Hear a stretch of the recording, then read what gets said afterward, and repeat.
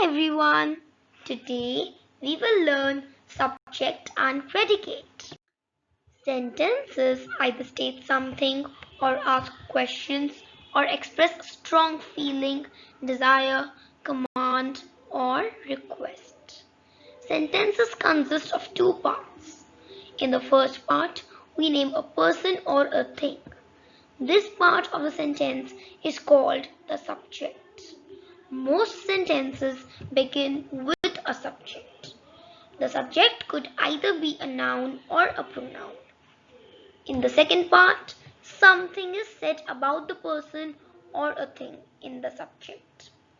This part of the sentence is called a predicate. The predicate contains a verb. For example, the police caught the thieves.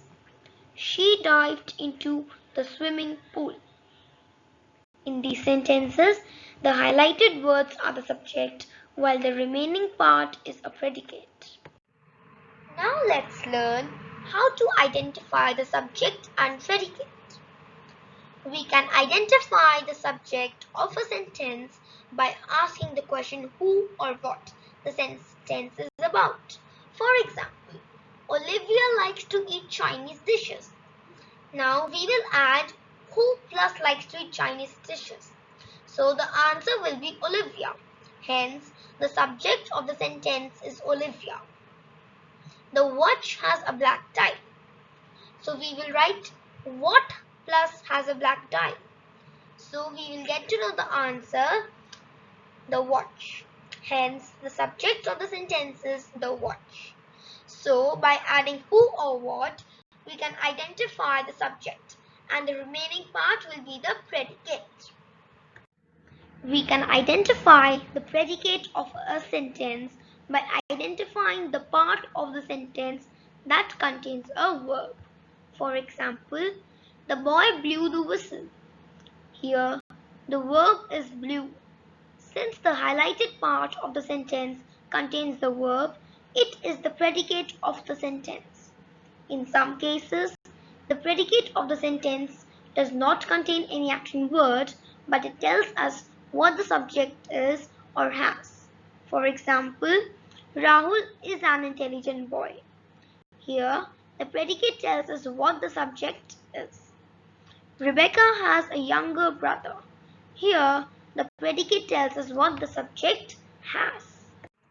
Friends, now let's learn how to identify the subject and predicate in assertive sentences, imperative sentences, interrogative sentences, and exclamatory sentences.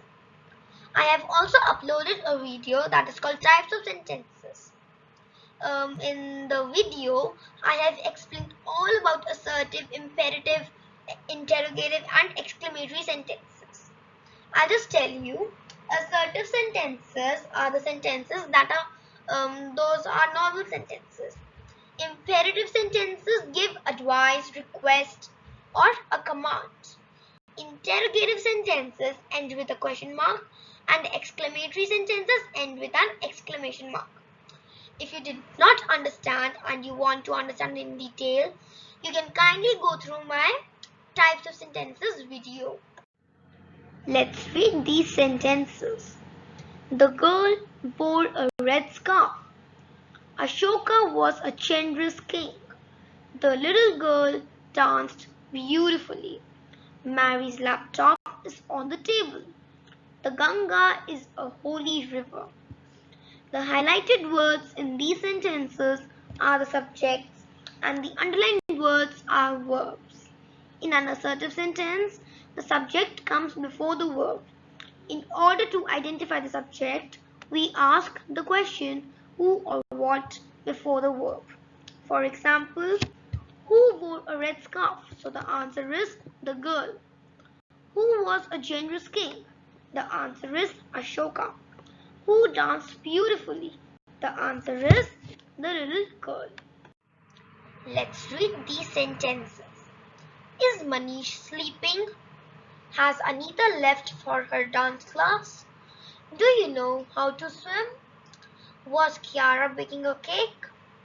Have you informed your parents about the competition? The words that are highlighted in purple in these sentences are the subjects, the underlined words are helping verbs, and the words that are highlighted in yellow are the main verbs. In an interrogative sentence, the subject comes between the helping verb and the main verb. Now, let's read these sentences. How much does the dress cost? When is the train arriving? What are you doing? Where is the post office? Which way should I take? These are interrogative sentences.